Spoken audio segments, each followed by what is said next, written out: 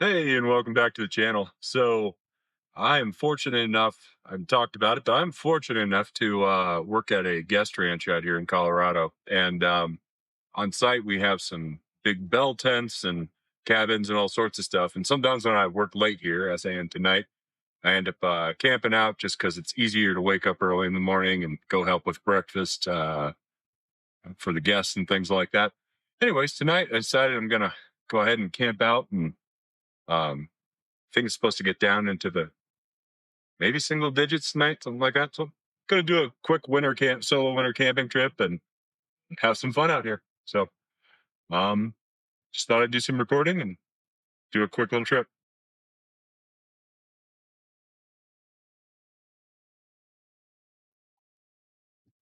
I think tonight I'm gonna camp. I don't know if you can see me, but tonight I think I'm gonna camp in Belton's. Stars are at the cliff back there. And I'm gonna go down. Can't see anything right now, but I'm gonna go down by the creek and camp down there. So I'll get some footage of it in the morning for you, but it's a really pretty little area. All right, gonna head down to the creek and not gonna pretend like it's some crazy hike or something. It's not even a quarter mile probably, but it's a fun, cool little place, and it's really cool that I can do this at my work, hanging out and camping out and doing what I love.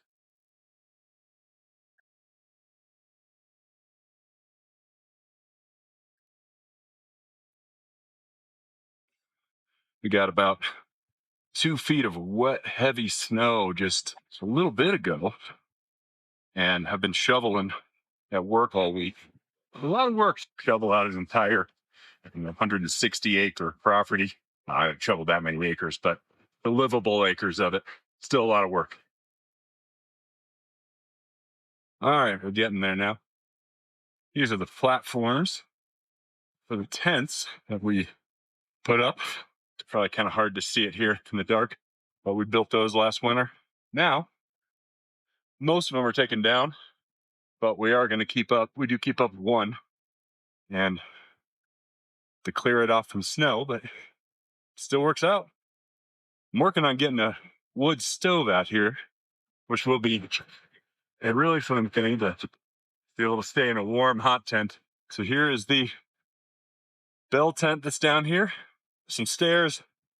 Whew. It's going to be a little chilly tonight, but it'll actually feel great. Whew. Creek's right there, so you get to hear the sound of that all night. We'll get a proper light on here in just a minute. All right, now I actually have some light, really big, 20-foot diameter bell tent. Pretty cool. Obviously, we have it laid out so we can have big groups come and stay down here. I'm just going to sleep down here on these pads tonight. Supposed to get down in the single digits or so, and not much to it. Just a simple little overnight camping trip at work. What makes the difference here between good trip and a bad trip as far as a winter camping trip? You really need pretty decent gear to actually have an enjoyable time. You might survive with some other stuff, but to actually have a good time, this is my -40 Armit slickings ag, pretty toasty and cozy. I'm going to stack up another pad, make it super comfy. Because why not? If you're going to winter camp, might as well make it fun. This thing's like being wrapped up on marshmallows. And also, it's got a nice little pack that you can quickly load up some stuff. You can go on a lot of short camping trips around your house, whether you're in Colorado, Alaska, or Kansas. Doesn't really matter. You can go out and you can do stuff. It's fun. So another thing that's really important is to have just good boots when you're out winter camping. These are just some muck boots they're like a Arctic chore or something like that. They say they're good to -60. I kind of doubt that, but they're probably good to, in the double digit negatives. They've been pretty good actually, but -60 maybe not. But I did bring some snow into the tent, so just kind of keeping that on that side so I don't have to, walk around in it. If you're going to do a hut trip or a tent trip or anything like that in the winter, it's nice to have some just camping booties. A lot of people like down. I just got the cheapo Baffins use those for years and years winter camping, and it works well.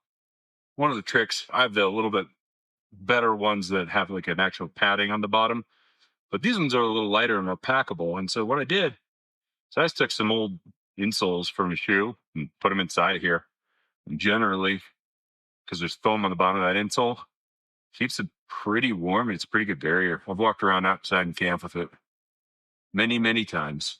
So another thing winter camping is everything tends to get snowy, obviously. And then when you get it even a little bit warmed up at all, it all melts off. So one of the things I like to do is I like to have just a nice dry bag inside of my backpack.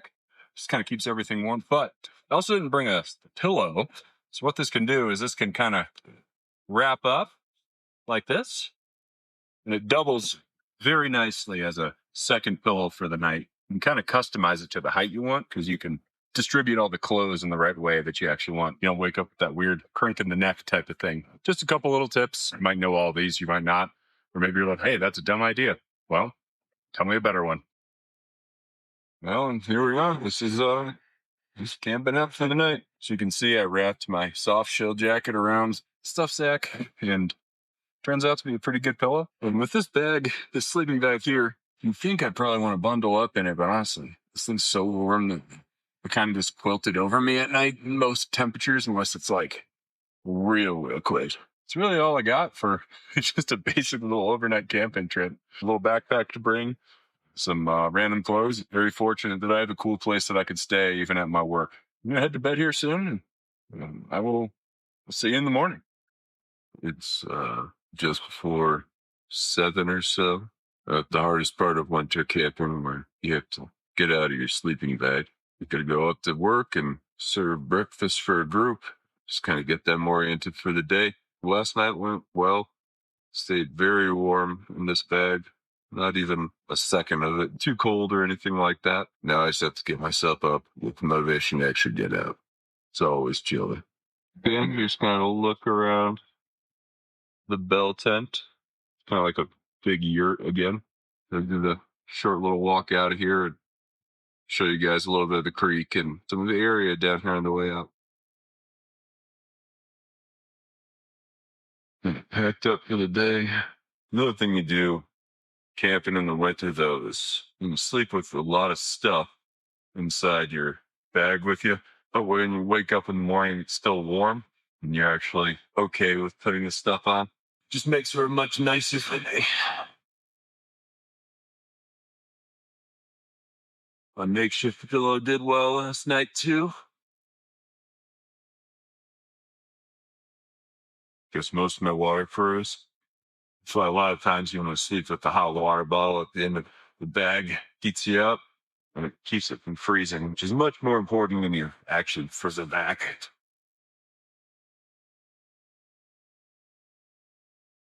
Everyone's always got their own system for everything you do.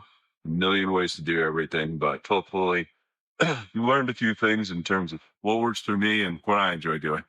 I've had this backpack and this puffy coat for many years. At this point, still hold up even after everything it's been for a strong mammoth pack. Only thing I've ever really replaced was a wire up this ice tool clip. That's about it. Normally, if you're going further, you want to stuff this thing up into a small stuff sack. Compresses pretty well for how big of a bag it is. For me today, I have less than a 4 mile walkout. It's not really a big thing. I'm just going to carry the bag. Little frost on the outside of the bag, though. Dry it out later. You don't ever want to store stuff wet. If you do, you get all sorts of mold. All right. Now for the cold boots. I always tell my kids this too, but a lot of snow pants come with an internal gaiter that goes around the boot. And obviously, I think it's fairly self-explanatory, but you put it over your boot, then snow doesn't come in. Just makes it a little bit better. If you tuck it into your boot, snow can come in. Got a radio for the work, so hit that on the night just in case the group needed something. I don't have to sleep here, but it's fun.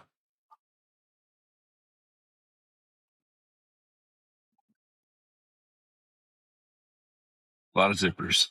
So here is the creek, the platform tent. Probably stuff you couldn't see last night. There is the cliff. We've got a couple 14ers over the other way, and sun's just coming up. Cool time of day to be out. Would go put my hands in, wash my face in this river, but there's creeks, but I'm cold. Fast way to get yourself real cold real quick is to get wet in the morning.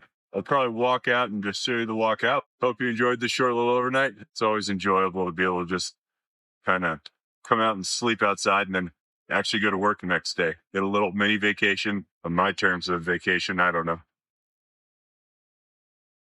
Gotta close up. Oh, the cliffs look really cool right now. The sun coming up. I always try to make sure I remember how how grateful I am to be able to work and live here. There's a fire ring, bunch of seats sitting around it. There's that platform tent from last night. Just got to hike up and out a little bit.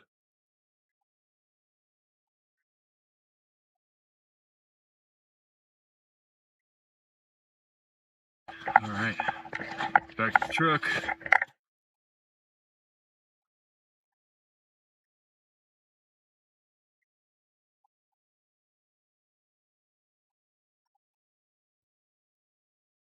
All right, well, that's about it. If you had fun and enjoyed anything on the channel, like, subscribe, all that stuff, and see you on the next one. It got down to, I think, single digits last night. Pretty fun.